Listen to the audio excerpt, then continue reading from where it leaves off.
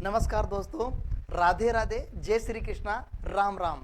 मैं वीर sir DMV classes में आपका हार्दिक अभिनंदन एवं स्वागत करता हूं। दोस्तों आज हम राजस्थान के परिप्रेक्ष्य में एक नया टॉपिक लेकर आए हैं, राजस्थान का नामकरण। दोस्तों आज राजस्थान के नामकरण की हम विस्तृत से चर्चा करने वाले हैं। दोस्तों राजस्थान को किन किन नामों से संबोधित किया गया है, आज राजस्थान के परिप्रेक्ष्य में उसकी चर्चा करने वाले हैं। तो दोस्तों देखिए, आज हम बात करेंगे राजस्थान का नामकरण। राजस्थान के नामकरण में सबसे पहले दोस्तों अगर हम देखें तो हम राजस्थान को सबसे पहले ऋग्वेद में किस नाम से संबोधित किया गया है या किस नाम से राजस्थान का उल्लेख है। दोस्तों देखिए दोस्तों, राजस्थान प्रदेश को विभिन्न कालों में अलग अलग नामों से जाना जाता था। देखिए सबसे पहले ऋग्वेदिक काल की बात की जाए तो दोस्तों ऋग्वेदिक काल में इसे ब्रह्मवत प्रदेश के नाम से जाना गया है। दोस्तों ब्रह्मव्रत प्रदेश के नाम से राजस्थान को पुकारा गया है, यानी कि ऋग्वेद में ब्रह्मव्रत प्रदेश यानी सिंधु और गंगा नदी के मध्य का जो क्षेत्र था वो ब्रह्मव्रत प्रदेश कहलाता था, जिसमें हमारा राजस्थान भी इसी प्रदेश के अंतर्गत आता था। दोस्तों यानी ऋग्वेद में राजस्थान को किस नाम से संबोधित किया गया है, किस नाम से पुकारा गया है दोस्तों, ब्रह्मव्रत प्रदेश के नाम से इसे पुकारा गया है। दोस्तों देखिए दोस्तों, अगर हम रामायण की बात करें तो रामायण में राजस्थान को किस नाम से पुकारा, रामायण में राजस्थान के लिए मरुकांतार शब्द का प्रयोग वाल्मीकि जी ने किया था। दोस्तों वाल्मीकि ने राजस्थान के लिए किस शब्द का प्रयोग किया है, मरुकांतार शब्द के नाम से राजस्थान का उल्लेख किया है। दोस्तों राजस्थान को किस नाम से पुकारा गया है, रामायण में मरुकांतार शब्द के नाम से इसे पुकारा गया है। दोस्तों साहित्यिक भाषा की अगर बात करें तो साहित्यिक भाषा में राजस्थान को मरु प्रदेश कहा गया है। दोस्तों आपने देखा होगा कि जो मरु प्रदेश है इसे साहित्यिक भाषा में मरु प्रदेश के नाम से पुकारा गया। और अगर हम इसके बारे में विस्तार से चर्चा करें तो जब हम भौतिक प्रदेश पढ़ते हैं तो भौतिक प्रदेश में राजस्थान के लिए साहित्यिक भाषा में 3 शब्दों का उल्लेख मिलता है, मरु, मेरु और माल। जो मरु प्रदेश है वो पश्चिमी मरुस्थलीय प्रदेश के लिए प्रयुक्त किया गया है, मेरु प्रदेश अरावली पर्वतीय प्रदेश के लिए प्रयुक्त किया गया है, और जो माल प्रदेश है वो दक्षिणी पूर्वी पठारी प्रदेश के लिए प्रयुक्त किया गया है आज के संदर्भ में। लेकिन साहित्यिक जो शब्द था उसमें पूरे राजस्थान के लिए मरु, मेरु और माल शब्द का प्रयोग किया गया है। दोस्तों अगर हम आगे बात करें भौगोलिक भाषा में अगर हम देखें तो भौगोलिक भाषा में मरु प्रदेश, मरुदेश, मरु प्रदेश, मरुवार यानी मरुस्थलीय इलाका होने के कारण इसे इन नामों से संबोधित किया गया है। चलो दोस्तों यहाँ तक क्लियर है, आगे बात करते हैं। दोस्तों अगर हम आगे बात करें तो चित्तौड़गढ़ शिलालेख कहाँ पर है, चित्तौड़गढ़ में है। कौन सी ईस्वी का है, 532 ईस्वी का है। और 532 ईस्वी में राजस्थान के लिए राजस्थानीय शब्द के नाम से इसे पुकारा गया है, यानी राजस्थान के लिए कौन से शब्द का उल्लेख किया गया है, राजस्थानीय शब्द के नाम से राजस्थान के लिए उल्लेख किया गया है। तो दोस्तों यहाँ पर हम आगे बात करते हैं तो देखिए चित्तौड़गढ़ शिलालेख 532 ईस्वी का ये शिलालेख है। इसमें जो हमें उल्लेख मिलता है राजस्थान के लिए राजस्थानीय शब्द का उल्लेख मिलता है। दोस्तों यानी राजस्थान के लिए राजस्थानीय शब्द का प्रयोग किया गया है। दोस्तों अगर हम बसंतगढ़ शिलालेख की बात करें तो बसंतगढ़ शिलालेख सिरोही, माउंट आबू सिरोही में है। दोस्तों माउंट आबू सिरोही में बसंतगढ़ शिलालेख है और ये विक्रम संवत 682 का शिलालेख है। दोस्तों अगर हम इसमें बात करें कि इसमें राजस्थान के संदर्भ में किस शब्द का उल्लेख किया गया है दोस्तों अगर हम उल्लेख की बात करें तो राजस्थानिया द्वितीय शब्द के नाम से यहाँ पर राजस्थान के लिए इस शब्द का प्रयोग किया है। दोस्तों इसके बारे में आगे हम बात करें तो सबसे इम्पोर्टेंट बात है कि ये शिलालेख 625 ईस्वी का है, यानी अगर ईस्वी पूछता है ईस्वी में अगर बात करें तो 625 ईस्वी का है, और विक्रम संवत की बात करें तो विक्रम संवत 682 का ये माना जाता है दोस्तों। दोस्तों जो चावड़ा वंश का शासक वर्मलात के समय का ये माना जाता है, और इसमें दास प्रथा का भी वर्णन किया गया है। किसका वर्णन किया गया है? दास प्रथा का इसमें वर्णन किया गया है दोस्तों। और यह लेख सिरोही के बसंतगढ़ में खीमल माता के मंदिर, आपसे परीक्षा में प्रश्न पूछ सकता है खीमल माता का मंदिर कहां पर अवस्थित है। दोस्तों ये कृषि पर्यवेक्षक 2015 में प्रश्न पूछा जा चुका है, खीमल माता का मंदिर कहां पर स्थित है। तो खीमल माता का मंदिर माउंट आबू सिरोही में स्थित है दोस्तों। इसी में ये बसंतगढ़ शिलालेख है, और बसंतगढ़ शिलालेख में राजस्थान के लिए राजस्थान नाम द्वितीय नाम से इस शब्द का उल्लेख किया गया है दोस्तों। चलिए आगे बात करते हैं दोस्तों नैनसिरी ख्यात। दोस्तों नैनसिरी ख्यात की अगर बात की जाए तो नैनसिरी ख्यात 665 ईस्वी में नैनसिरी ख्यात लिखी गई है, और इसमें किस चीज का उल्लेख है, यानी राजस्थान के लिए राजस्थान शब्द का यहाँ पर उल्लेख मिलता है, और किस परिप्रेक्ष्य में मिलता है देखिए दोस्तों। किसी पुस्तक में राजस्थान शब्द का सर्वप्रथम उल्लेख मूणोत नैनसिरी ख्यात में किया गया है, जिसमें राजस्थान शब्द का प्रयोग किया गया है दोस्तों मूणोत नैनसिरी ख्यात को राजस्थान का प्रथम ऐतिहासिक ग्रंथ भी माना जाता है दोस्तों यहाँ देखिए, ये सभी ख्यातों में सबसे प्राचीनतम ख्यात मानी जाती है और सबसे विश्वसनीय ख्यात मानी जाती है मूणोत नैनसिरी ख्यात दोस्तों इसका जो रचना काल है ये 1665 ईस्वी का माना जाता है। कब का माना जाता है दोस्तों? 1665 ईस्वी का ये माना जाता है। और मूणोत नैनसी प्रारंभ में जोधपुर के महाराजा गज सिंह की सेवा में रहे, यानी सबसे पहले ये महाराजा गज सिंह की सेवा में रहे दोस्तों, और बाद में ये महाराजा जसवंत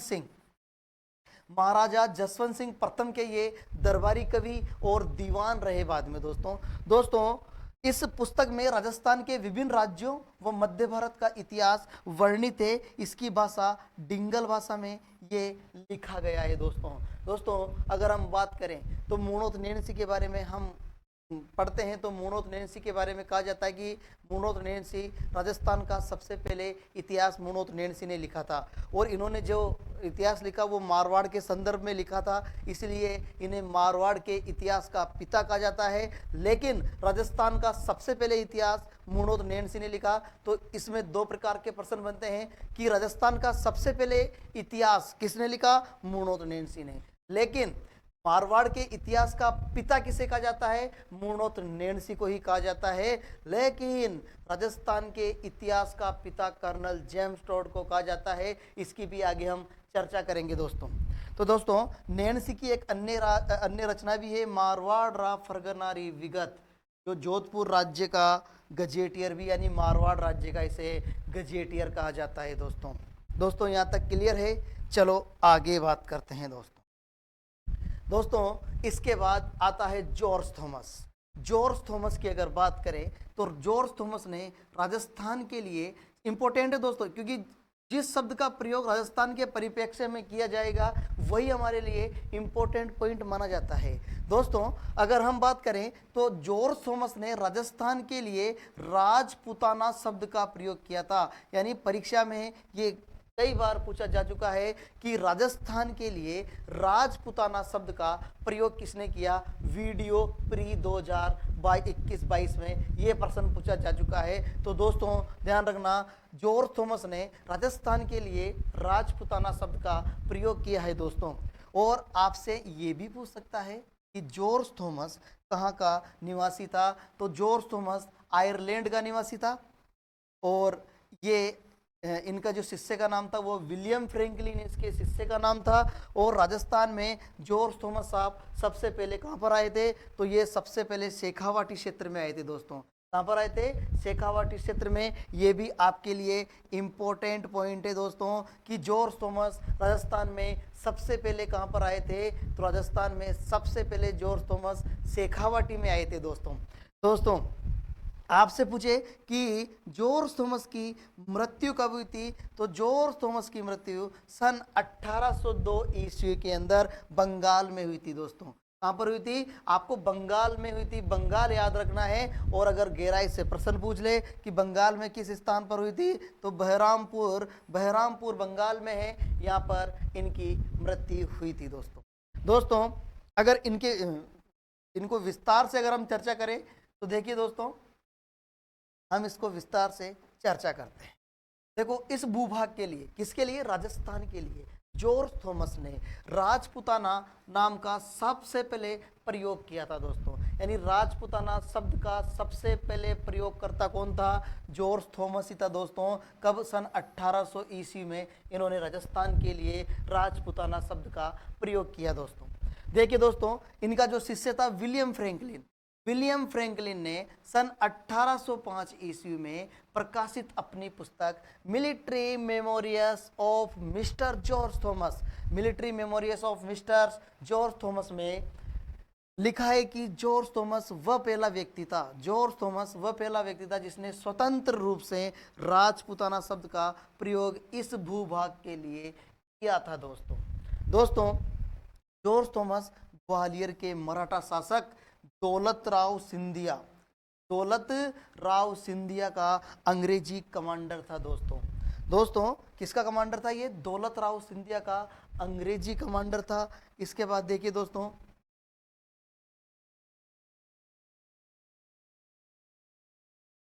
तो देखो दोस्तों, जॉर्ज थॉमस राजस्थान में सर्वप्रथम कहां पर आया था? शेखावटी क्षेत्र में आया था, जिसके बारे में हम चर्चा कर चुके हैं। इनकी मृत्यु सन 1802 में बंगाल के बहरमपुर में हुई थी। और military memories of mister George Thomas पुस्तक का प्रकाशन किसने किया था? ये इंपॉर्टेंट है दोस्तों। इस पुस्तक का प्रकाशन लॉर्ड वेलेजली ने करवाया था दोस्तों। ये भी आपको याद रखना है, लॉर्ड वेलेजली ने करवाया था। और इस पुस्तक का प्रकाशन किसने किया था? इनके शिष्य विलियम फ्रैंकलिन ने। किसके द्वारा करवाया गया? तो लॉर्ड वेलेजली के द्वारा इसको करवाया गया था। और आपसे पूछे कि जब जॉर्ज थॉमस ने जो राजपुताना शब्द का प्रयोग किया, उस राजपुताना शब्द का अर्थ क्या था दोस्तों? तो उस राजपुताना शब्द का जो अर्थ था वो उसके परिप्रेक्ष्य में राजपूतों का देश कहलाता था, राजपूतों का देश राजपुताना। ठीक है दोस्तों, यहां तक क्लियर है। अब आगे बात करते हैं दोस्तों। देखिए चलिए, उसके बाद हमारे आते हैं घोड़े वाले बाबा। घोड़े वाले बाबा colonel James Tod. Colonel James Tod के बारे में हम चर्चा करने वाले हैं। तो दोस्तों जो छोटे छोटे हमारे सामने जो पॉइंट है, ये प्रत्येक पॉइंट प्रत्येक प्रश्न है दोस्तों। सबसे पहले अगर हम बात करें, पहला प्रश्न कि जॉर्ज थॉमस ने राजस्थान के लिए किस शब्द का प्रयोग किया है दोस्तों? जैसे अभी हमने दोस्तों, colonel James Tod, colonel James Tod ने राजस्थान के लिए कौन से शब्द का प्रयोग किया? और जो जॉर्ज थॉमस के बारे में हमने पढ़ा है, तो जॉर्ज थॉमस के बारे में हमने चर्चा की थी कि जॉर्ज थॉमस ने राजस्थान के लिए राजपुताना शब्द का सबसे पहले प्रयोग किया। और हम कर्नल जेम्स टॉड की बात करें तो कर्नल जेम्स टॉड ने राजस्थान के लिए सबसे पहले कौन से शब्द का प्रयोग किया? तो कर्नल जेम्स टॉड ने राजस्थान के लिए रजवाड़ा या रायथान शब्द का सबसे पहले प्रयोग किया था दोस्तों। और आपसे प्रश्न पूछे कि जो कर्नल जेम्स टॉड है, वो कर्नल जेम्स टॉड कहाँ का निवासी था? तो कर्नल जेम्स टॉड इंग्लैंड का निवासी था दोस्तों। कहाँ का निवासी था? इंग्लैंड का निवासी था। उसके बाद राजस्थान में सबसे पहले कर्नल जेम्स टॉड कहाँ पर आए थे? तो ध्यान रखना, कर्नल जेम्स टॉड राजस्थान में सबसे पहले मेवाड़ में आए थे। मेवाड़ में उदयपुर कहा जाता है कि सबसे पहले ये उदयपुर में आए थे। अगर क्षेत्र पूछे तो मेवाड़ क्षेत्र में आए थे, और जिला पूछे तो उदयपुर में सबसे पहले ये आए थे दोस्तों। और ऐसा कहा जाता है कि सबसे ज़्यादा समय तक ये भीलवाड़ा में सबसे लंबे समय तक ये रुके थे दोस्तों।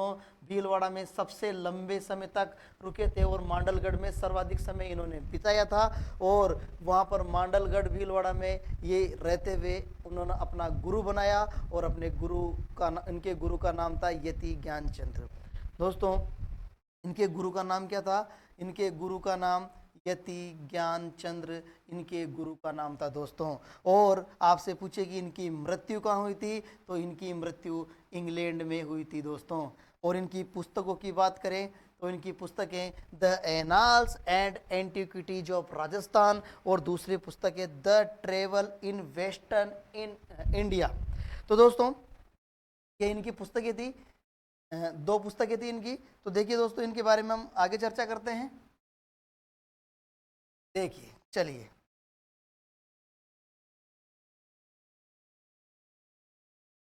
देखो दोस्तों, इस भूभाग के लिए राजस्थान शब्द का पहला प्रयोगकर्ता कर्नल जेम्स टोड था।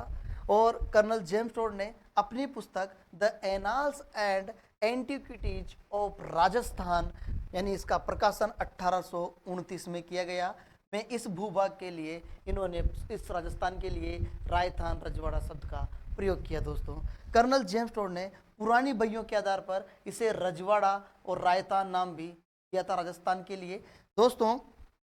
The annuls and antiquities of Rajasthan, इसका दूसरा नाम the central and western Rajput state of India है दोस्तों, इसका दूसरा नाम। और अगर हम आगे बात करें दोस्तों तो ये पुस्तक दो भागों में प्रकाशित हुई थी, एक तो 1829 में हुई थी और एक 1832 में इस पुस्तक का प्रकाशन किया गया था दोस्तों। इस पुस्तक का संपादन किसने किया था दोस्तों, तो इस पुस्तक का जो प्रकाशन किया था दोस्तों वो विलियम क्रुक ने किया था दोस्तों। विलियम क्रुक ने इस पुस्तक का प्रकाशन किया है दोस्तों। दोस्तों कर्नल जेम्स टोड ने इस पुस्तक को अपने गुरु यति ज्ञानचंद्र को समर्पित किया था दोस्तों। ये भी इंपॉर्टेंट है आपके लिए, दोनों ही पॉइंट आपके लिए वेरी मोस्ट होने वाले हैं। यानी कि आपसे प्रश्न पूछ ले कि कर्नल जेम्स टोड ने जो ये पुस्तक है इस पुस्तक को किसको समर्पित किया, तो अपने गुरु यति ज्ञानचंद्र को इन्होंने समर्पित किया। और इस पुस्तक को जब दो भागों में प्रकाशित हुई थी तो इसका संपादन किसने किया था, विलियम क्रुक ने किया था दोस्तों। यहाँ तक क्लियर है। चलिए आगे बात करते हैं। इस पुस्तक का सर्वप्रथम हिंदी अनुवाद, इस पुस्तक का सर्वप्रथम जो हिंदी अनुवाद किया था गौरी शंकर हरिश्चंद्र ओझा ने इस पुस्तक का हिंदी में अनुवाद किया है दोस्तों। किसने किया है दोस्तों, गौरी शंकर हरिश्चंद्र ओझा, GH ओझा, GH ओझा, गौरी शंकर हरिश्चंद्र ओझा ने इस पुस्तक का प्रकाशन किया है दोस्तों। दोस्तों इस पुस्तक का जो हिंदी में अनुवाद है, इसके अलावा अन्य लोगों ने भी किया है इनके बाद, बलदेव प्रसाद मिश्र व पंडित गिरधर शुक्ल ने भी इस पुस्तक का अनुवाद किया है दोस्तों।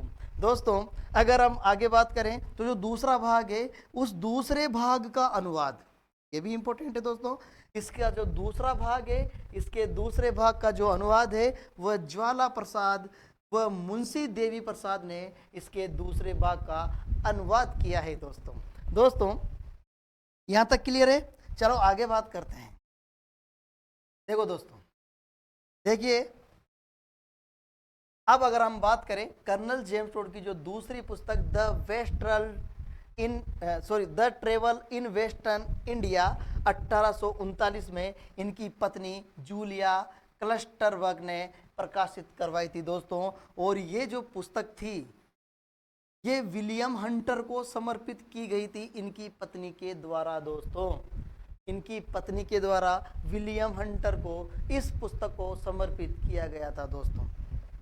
दोस्तों 25 मार्च 1948, 25 मार्च 1948 वो डेट है जब हमारे राजस्थान का यानी भारत का एकीकरण शुरू हो गया था। उस भारत के एकीकरण में हमारे राजस्थान का जो एकीकरण है वो 1948 से शुरू होता है। यानी कि सबसे पहले मत्स्य संघ, फिर दूसरा जो चरण है वो है पूर्वी राजस्थान संघ के नाम से। दोस्तों उसी की चर्चा मैं कर रहा हूँ। 25 मार्च 1948 यानी 25 मार्च 1948 को राजस्थान के एकीकरण का दूसरा चरण, राजस्थान के एकीकरण का दूसरा चरण यानी सेकंड चरण की बात हम कर रहे हैं।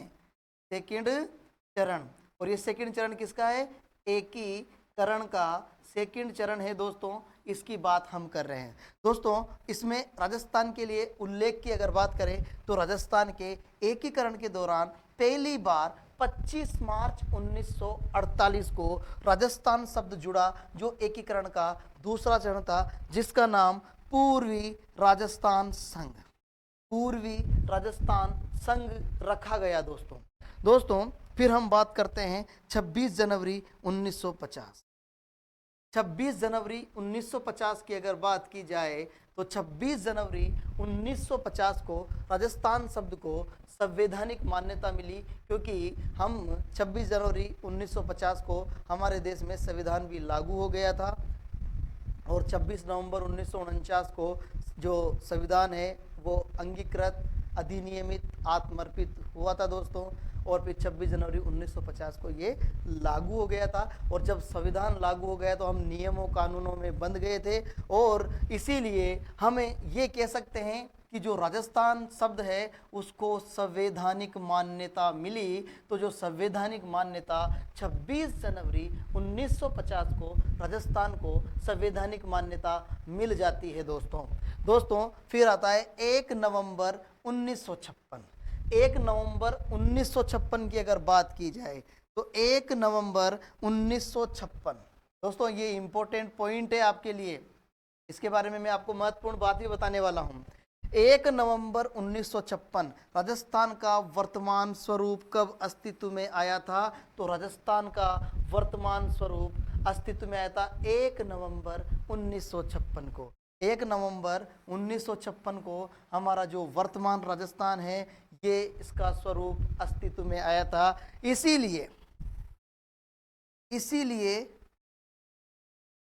राजस्थान स्थापना दिवस 1 नवंबर 1956 को मनाया जाता है। दोस्तों राजस्थान दिवस की अगर बात की जाए तो राजस्थान दिवस कब मनाया जाता है? राजस्थान दिवस 30 मार्च को मनाया जाता है, और राजस्थान स्थापना दिवस 1 नवंबर 1956 को मनाया जाता है। तो यानी 1 नवंबर को तो राजस्थान स्थापना दिवस मनाते हैं और राजस्थान दिवस 30 मार्च को मनाते हैं। लेकिन अभी जो हाल ही में यानी गत जो वीडियो का पेपर, प्री का पेपर हुआ था, उसमें राजस्थान के लिए राजस्थान स्थापना दिवस कब मनाया गया? तो ऑप्शन में 1 नवंबर नहीं था, तो उसने 30 मार्च को आंसर माना है दोस्तों। तो दोस्तों कभी कभी हम आंसर पर डिपेंड रहते हैं, तो इसी से इस राजस्थान के नामकरण की समाप्ति होती है। तो दोस्तों कल राजस्थान के लिए हम अगला जो टॉपिक लेकर आएंगे वो है राजस्थान की स्थिति एवं विस्तार के बारे में गहराई से अध्ययन करेंगे। तब तक के लिए आप खुश रहें, मस्त रहें, स्वस्थ रहें और अपनी पढ़ाई को निरंतर आगे बढ़ाते रहें दोस्तों। तो कल हम मिलते हैं। थैंक यू, बहुत बहुत धन्यवाद, बहुत बहुत आभार दोस्तों।